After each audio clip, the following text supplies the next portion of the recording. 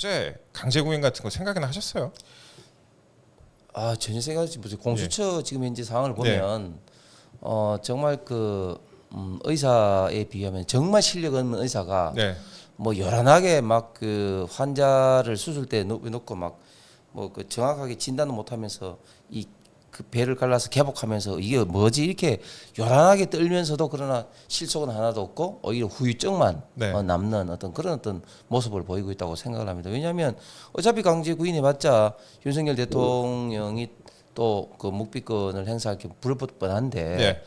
그럼 아무런 실익이 없는데 그냥 뭐 노력한다는 보여주기 쇼만 하는 건지 그 지금 공수처의 태도를 보면 정말 그 실력이 없고 무능하다 이런 것들이 여실히 드러나는 것 같습니다. 우리도 뭔가 하고 있다 이런 거 보여주려고 하는 것 같은데 일단 그에 앞서서 오늘 오후 2시입니다. 2시에 헌법재판소에서 탄핵 심판 변론길이 열리는데 윤 대통령이 직접 출석을 하기로 어젯밤에 전격적으로 결정을 했습니다. 앞으로 가능하면 다 출석하겠다 이렇게 밝혔다고요. 앞으로는 가능하면 관련된 헌법재판소에 탄핵 심판에 다 출석하겠다 이렇게 밝혔는데 오늘 출석 배경과 그 이유 그리고 이 파장에 대해서 간단히 한번 저희가 따져보겠습니다. 어떻게 보세요? 네, 처음부터 윤석열 대통령은 이제 헌재 뭐 가능하면 출석하겠다고 이제 생각을 하셨고 그런 또 말씀도 하셨죠. 그런데 그렇게 생각을 하신 배경 속에서는 결국은 이제 비상계엄을 왜 발동하게 되었는지 그런 배경 설명이라든지 또 현직 국가 원수 대통령으로서 국가 긴급권을 발생을 하는 그런 그 과정이라든지 배경 필요성을 누구보다도 뭐 본인만이 설명을 하실 수 있는 부분도 많기 때문에 그렇죠. 헌재 가서 그런 사항들을 재판관들한테 설명을 하는 것이 재판관들뿐만 아니라 국민들에게도 좀 이해를 협조를 뭐 구하는 측면에서 필요하다고 생각을 하시는 것 같습니다.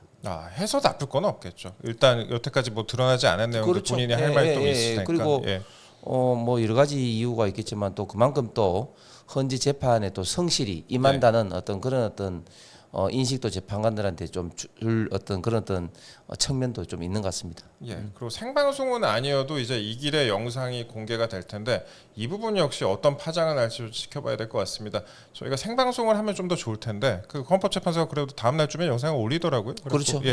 뭐 헌법재판소에서는 뭐 생방송 관련된 뭐 규정이 없다, 뭐 그런 이야기를 하면서 좀 뭐 하루 내지는 뭐 몇 시간 딜레이된 그런 영상을 지금 올리고 있는데 그것만 하더라도 그 외부에 국민들에게 알려지게 됐을 때는 그렇죠. 저는 효과가 있다고 봅니다. 그렇습니다. 오늘 이제 그 다뤄볼 내용들이 비상계엄 전모에 대해서 직접 진술을 할 것 같다. 윤석열 대통령이 비상계엄 전모에 대해서 직접 진술을 할 것 같다라고 나오고 그 다음에 또 오늘 당초 오늘은요 그 국회 측에서 제출한 CCTV 영상 등 증거를 조사할 예정이었는데 윤 대통령이 직접 출석함에 따라서 그 전모에 관해서 직접 진술을 드릴 가능성이 크다 이렇게 보도가 많이 나오고 있습니다. 그리고 특히 윤석열 대통령이 이른바 부정선거론과 관련해서 더불어민주당 주도의 줄탄핵 등 비상계엄을 선포하게 된 배경 그리고 부정선거론 등등 관련돼서 이제 헌법재판관들에게 직접 설명하겠다는 그런 의지가 강한 것으로 이렇게 전해졌습니다. 저희가 관련된 내용은 계속 좀 전해드리겠습니다. 공수처 관련된 내용 저희가 다시 좀 이어갈게요. 공수처가 상당히 시끄럽게 수사를 하하고 있어요. 이렇게 시끄럽게 수사하는 거 제가 처음 봤는데 경찰도 검찰도 이렇게 시끄럽게 수사하는 건 처음 본 것 같아요. 이게 어떻게 보면 생긴 지 얼마 되지도 않은 기관이 이렇게 많이 서두르게 되나 그런 생각을 하게 되는데 어제 강제 구인 시도를 했습니다. 6시간 동안 시도를 했어요. 6시간 동안 밤 9시까지 시도를 했는데 이게 공수처가 어제처럼 또 강제 구인을 하겠다고 나설 가능성이 굉장히 높아 보이고 그다음에 헌재 출석도 막는 거 아니냐 이런 분석까지 나와요. 그래서 일단 공수처의 이런 시도에 대해서 이제 몇 가지 좀 문제 제기를 하고 싶은 게 좀 첫 번째는 너무 지금 윤석열 대통령의 좀 인권 내지는 또 그 자기 방어권에 대해서 너무 좀 무도하게 침범을 하고 있다.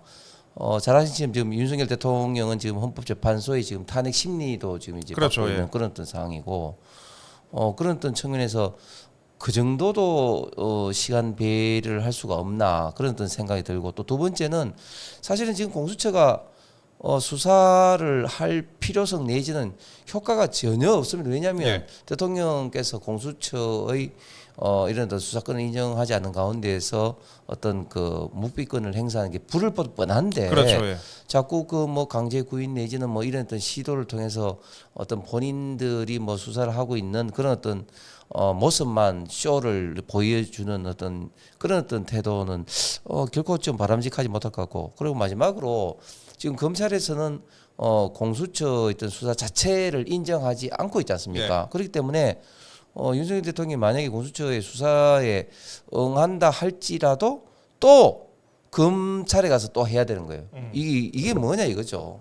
그리고 지금 공수처가 2019년도 문재인 정부 때 그 당시에 그 많은 어떤 사법적인 문제가 있음에도 불구하고 그렇죠.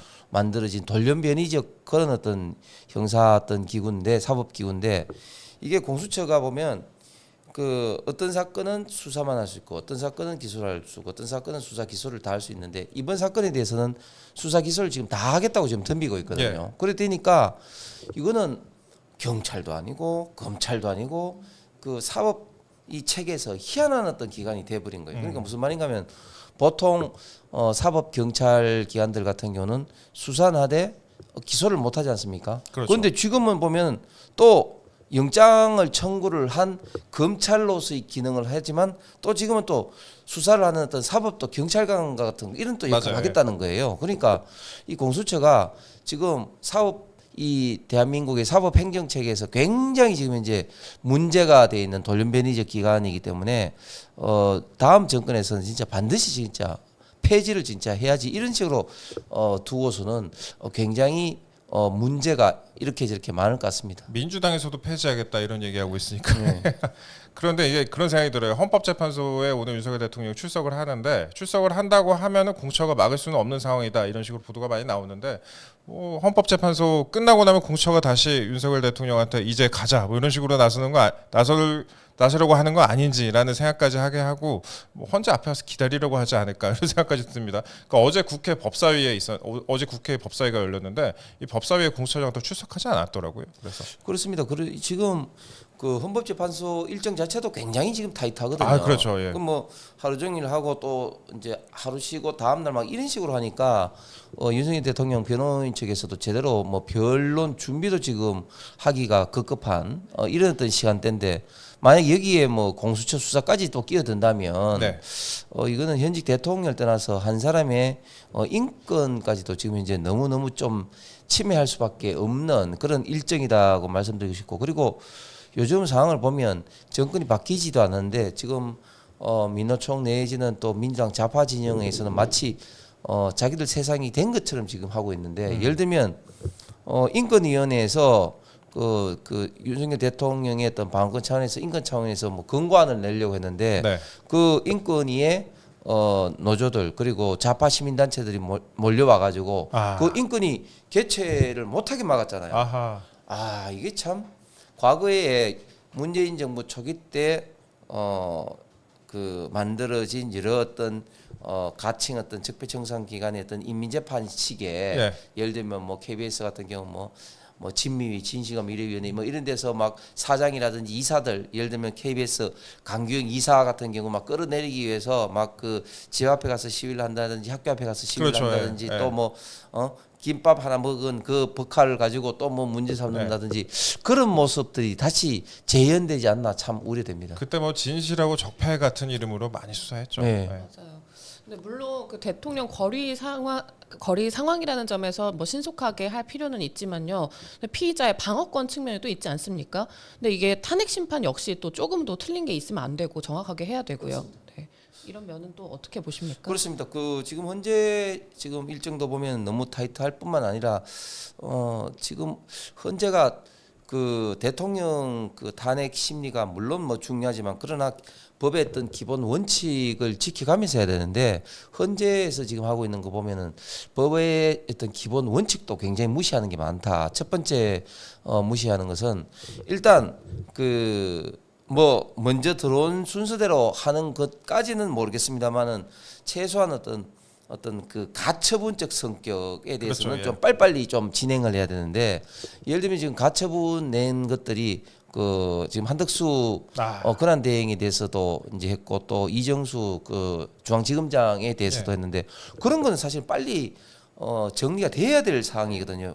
특히 한덕수 권한 대행 같은 경우는 이 정족수 문제 같은 경우는 뭐 이거는 사실상 심리할 것도 없는 사항입니다. 그렇기 때문에 빨리 결정을 내야 되는 이런 사항에 대해서도 제대로 정리를 못 하고 있다. 이런 면이 굉장히 좀 문제가 되고 두 번째는 저는 이제 이해가 안 되는 게 지금 헌재에서 예를 들면 뭐 문영배 헌법 재판소 그 권한대행, 소장 권한대행 같은 경우 이거는 뭐 그 헌재에 따른 것이지 뭐 형사소송법 따를 필요 없다 뭐 이런 이야기하는데 아니 그것은 명백하게 잘못된 말입니다. 왜냐하면은 헌재법에 규정되지 않은 것은 형사소송법에 따른다고 분명히 규정돼 있을 뿐만 아니라 그러면은 그 법원에서 헌재에서 그 이렇게 심리를 하는 이런 어떤 원칙, 과정 이런 거는 그러면 뭐 어떤 원칙으로 어떤 그 규정으로 하는 겁니까? 뭐 여장수 마음대로 하는 게 아니잖아요. 그러니까 이런 어떤 원칙과 규정을 너무 무시한 그런 걸 하고 있다. 아까 말씀하신 것처럼 이건 뭐 하루 걸러서 뭐 이렇게 하는데 그러니까요. 뭐 전례가 이렇다 하는 게 박근혜 대통령 때 어떤 뭐 전례를 이야기하는 것 같은데 그러나 그런 어떤 전례가 분명히 잘못됐다는 어떤 그렇게 평가를 받고 있는 거 아니겠습니까? 그렇기 때문에 너무 지금 국가적으로 중체대한 대통령의 탄핵 심리에 대해서 너무 좀 졸속 탄핵 심판으로 흘참 우려가 지금 굉장히 좀 많아 보이는 면이 있어서 국가적으로도 굉장히 큰 어떤 저는 위기 우려가 아닌가 생각을 합니다. 한덕수 총리 같은 경우에도 이거 굉장히 중요한 거기 때문에 빨리빨리 해야 되는데 한덕수 총리 같은 경우는 굉장히 지금 절차가 길어지고 있잖아요. 늦어지고 있고 뭐 하는지도 모르겠어요. 헌재에서 한번 변론 기일 하고 난 다음에 다음 변론이 뭐 2월 초에 잡혔잖아요. 이게 말이 안 되는 거. 이게 사실 정족수 문제는 솔직히 말해서 헌재에서 한번 모여서 의논하고 그걸로 곧 정리할 수 있는 상황 아닙니까? 그런데 이걸 가지고 이렇게 질질 끈다는 게 말이 안 되는 건 상황인데 참 걱정입니다. 그렇습니다. 근데 검찰이 그런데 그 최근 보도를 보니까 공수처 수사를 해도 수사 기록이 와도 이거 안 보고 그냥 우리 처음부터 다시 하겠다 이런 식으로 보도가 나오고 있어요. 그러니까 검찰이 공수처에 그 수사된 내용을 믿지 못하겠다는 거죠. 이제 공수처가 사실 그 검사도 몇 명 없고 그 수사 경험도 별게 없기 때문에 검찰이 좀 신뢰를 안 하고 있는데 이거 빨리 좀 사건을 받아갖고 다시 처음부터 수사를 하겠다 이런 입장인데 공수처가 이렇게까지 나서는 이유 그 부분에 대해서는 이제 자신의 조직을 지키려고 하는 거 아니냐 이런 분석이 많이 나옵니다.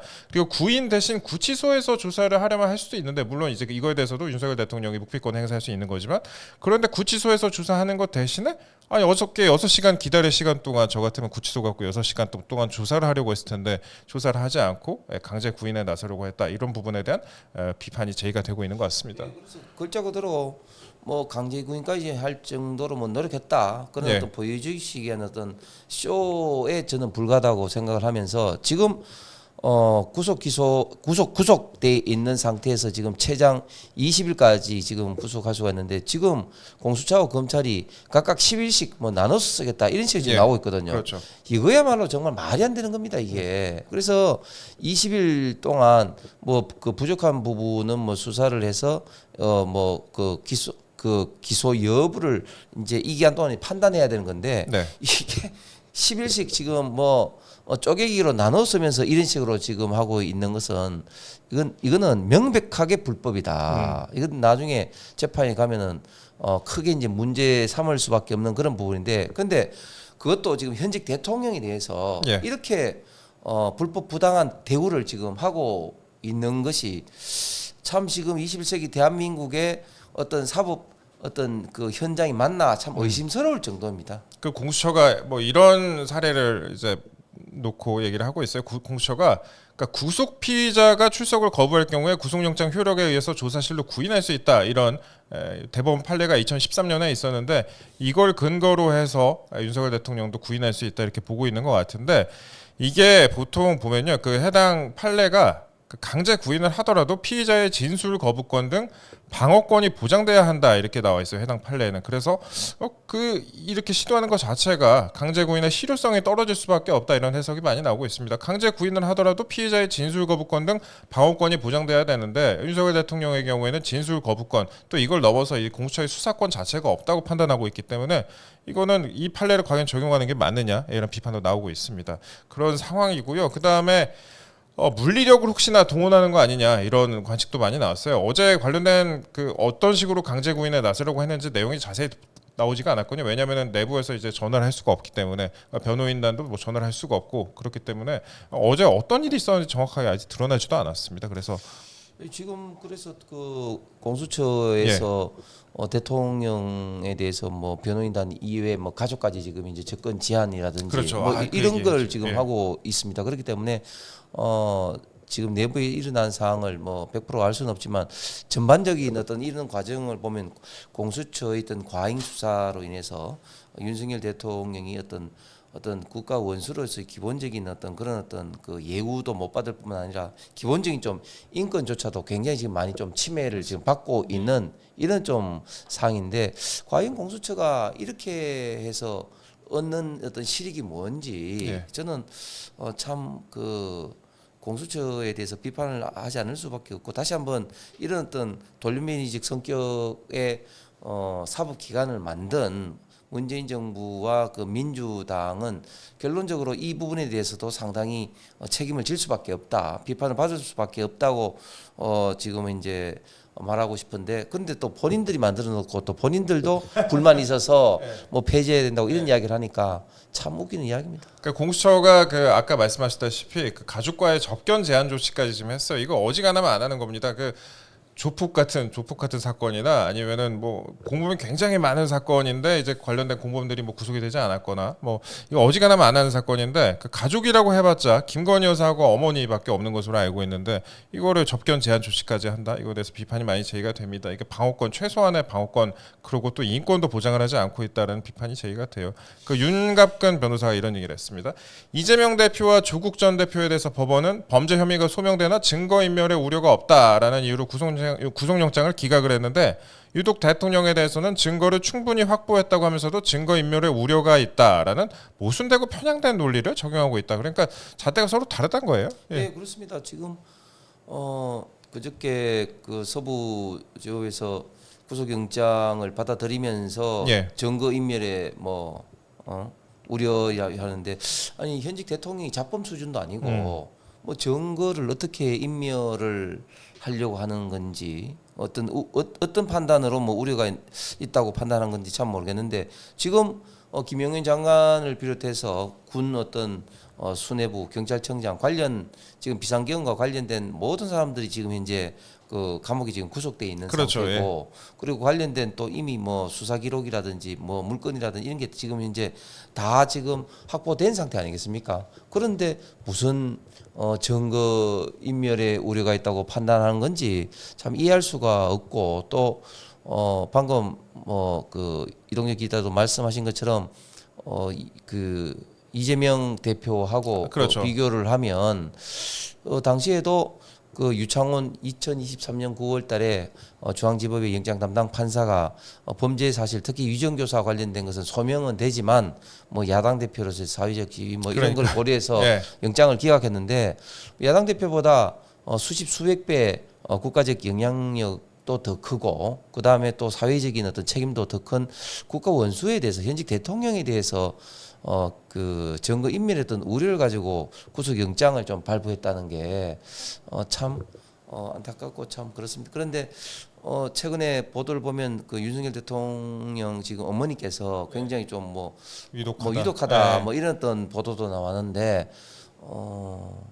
참 이런 어떤 그 아드님이신 윤석열 대통령이 뭐 구속되고 이런 어떤 뭐 사항을 알고 계신지는 모르겠는데 지금 이제 사항이 윤석열 대통령의 어떤 가족 입장에서도 너무 지금 좀 안타까운 상황인 것 같습니다. 예, 지금 서신 접견 금지를 하면서 가족 접견도 지금 제한한 상황인데 사실 저희가 어제도 다뤄봤지만 이게 외부에서 들어오는 서신 같은 경우에는 윤석열 대통령에게 오기 전에 다 검열이 돼요. 교정 당국에서 이미 다 검열이 되고 그다음에 윤석열 대통령이 또 외부에다가 하는 거 그런 서신조차도 이런 식으로 뭐 제한을 한다고 하는데 사실 할 말이 있으면 변호사 통해서 얼마든지 할 수 있거든요. 근데 이걸 과연 이런 식으로 제한할 필요가 있냐 이런 관측이 많이 나옵니다. 굉장히 이 부분에 대해서 예. 전문가적인 예, 제가 왜 이렇게 잘하는지는 모르겠는데 네. 제가 웃긴 거 알려드릴까요? 저도 서신 접견 제한됐었어요. 예. 당시에 친문 검찰이 서신 접견 제안했었는데 이거 정말 사람 인권을 완전 말살하는 일이라고 저는 생각을 하고 있습니다. 그리고 그 저희가 뭐 윤석열 대통령은 비호하자는 게 아니라 옹호하자는 게 아니라 그 절차대로 잘못이 있으면 혐의가 있다면 수사를 하면 되는데 아니 왜 수사권이 있는 경찰이 수사를 하지 않고 왜 수사권이 없는 공수처에서 수사를 하고 있느냐라는 비판이 저희뿐만 아니라 윤석열 대통령을 비판하는 법조인 사이에서도 많이 나와요. 그래서 왜 이런 식으로 스스로 약간 국민들의 의구심을 자아내는 이런 행동들을 하고 있는지 공수처가 관련된 아니 그저께 서부지법에 좀 또 뭐 침입을 하고 한 것 때문에 네. 지금 뭐 수십 명이 지금 이제 뭐 구속돼 있는 상태고 하기 때문에 사실 이런 상황을 보면 지금 윤석열 대통령에 대해서 지지하시는 분들에 대해서는 도저히 이런 어떤 불법적인 우려가 있는 이런 과정에 대해서 납득하기가 어려운 어떤 그런 것들이 굉장히 많지 않습니까? 네. 그렇기 때문에 공수처는 이런 어떤 이런 절차를 공정하게 해서 국민들이 그래도 납득할 수 있도록 이런 어떤 수사나 또 그 법이 집행이 돼야 되는데 이런 사항에 대해서 수사 권한이 없는 공수처가 또 서부지법에 또 영장 쇼핑하듯이 판사 쇼핑하듯이 진행을 하고 또 형사소송법 110조 111조도 무시해가면서 강제 체포하는 이런 과정에 대해서는 향후 본안 재판에 있어서도 문제될 뿐만 아니라 설사 어떻게 재판 결과가 나오더라도 많은 국민들이 여기에 대해서 수용 못하고 납득하지 못할 가능성이 굉장히 크다. 예. 그런 어떤 과정에서 저는 또 서부지법에 이런 어떤 불행한 사태가 일어났다고 생각하기 때문에 이런 어떤 사태를 미연에 막아야 되는 것은 국가행정기관으로서의 어떤 공수처의 당연한 어떤 책무다. 근데 그것을 지금 이제 안 하고 있는 것 같아서 네. 지금 공수처가 수사 이후에도 저는 잘했다는 어떤 평가는 결코 받지 못할 것 같습니다. 그런데 모레 이제 이진숙 방통위원장 탄핵 심판 선고가 있습니다. 오래 걸렸네. 네, 예. 굉장히 오래 걸리고 네. 드디어 이제 23일 모레죠. 네. 근데 이게 또 굉장히 중요한 포인트가 될 것 그렇죠. 같은데요. 이게 기각으로 복귀를 하게 되면요, 네. 정치 판도에는 또 물론이거니와 이게 여러 가지 방송 업계에도 상당한 영향을 미칠 것 같은데요. 네. 그렇습니다. 지금 당장 올해 1월 1일부터 방송 지상파 이제 재허가를 이제 주기적으로 받아야 되는 어떤 그렇죠. 기관들 KBS, MBC, 뭐 EBS 그런 어떤 기관들이 지금 1인 체제에서 방송 재허가를 못 받아서 지금 현재 무허가 지금 방송을 지금 아하. 하고 있는 중이었습니다. 그렇기 때문에 일단 이진수 방통위원장이 업무에 복귀하게 된다면 빨리 그런 어떤 허가부터 이제 결정을 하고 또 지금 방통위에 이제 업무가 밀린 것들이 엄청나게 많습니다. 그렇기 때문에 그런 어떤 부분도 좀 해결을 좀 해야 될 것 같습니다. 그리고 지금 방통위 방심위 같은 경우 지금 탄핵 전국에서 일부 좌파 편향 방송들 MBC, JTBC 이런 어떤 기관들에 대해서는 저는 적절한 조치를 내려야 된다. 네. 대표적으로 관절을 헬기로 뭐 무단으로 촬영한 거라든지 또 지금 현재 뭐 편파 조작 방송들이 지금 무수히 지금 많지 않습니까? 좌파 유튜버는 뭐 극우 유튜버다 이런 식으로 예. 다뤘다고 하고 서부지법에 갈 때도 뭐 그 유튜브가 뭐 먼저 그런 걸 했다 하는데 알고 보니까 뭐 좌파 유튜브로 이제 판명이 된 사안이고 지금 요즘 또 MBC의 많은 프로를 보면 뭐 패널 구성도 뭐 이제는 형식적인 어떤 그런 어떤 형평도 지금 따지지 않고 그냥 일방적으로 좌파 이런 패널 다 구성하고 예를 들면 뭐 백봉 방송 같은 경우 그 국민의힘 의원 나간 사람이 뭐 김상욱 의원이 나가지고 예. 민주당하고 뭐 맞장구 치는 그런 어떤 방송을 지금 하고 있습니다. 그래서 그런 어떤 방송에 대해서는 분명히 경고 제재를 좀 내려야 된다고 생각을 하면서 특히 이승 방통위원장 같은 경우는 지금 딱 뭐 근무한 지 뭐 하루 지나자마자 지금 이제 그렇죠. 예. 탄핵이 되는데 아니 어떻게 뭐 하루 동안 뭐 뭘 했다고 탄핵을 시킨 건지 그리고 여기에 대해서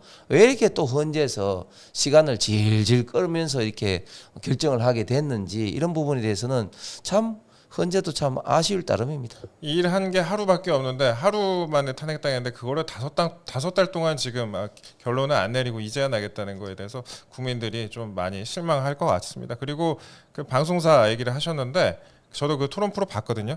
그럼 토론 프로 김상욱 의원 나온 걸 좀 봤는데 이게 일반적인 그냥 언론사 보통 언론사에서는 물론 경향성이 있으니까 어떻게 다뤄도 되는데 공영방송이잖아요. 특히나 공영방송 방송이고 또 공영방송인데 그런데 이런 식으로 라인업 구성을 한다 이런 거에 대해서 비판도 많이 제기되고 있는 그런 상황입니다.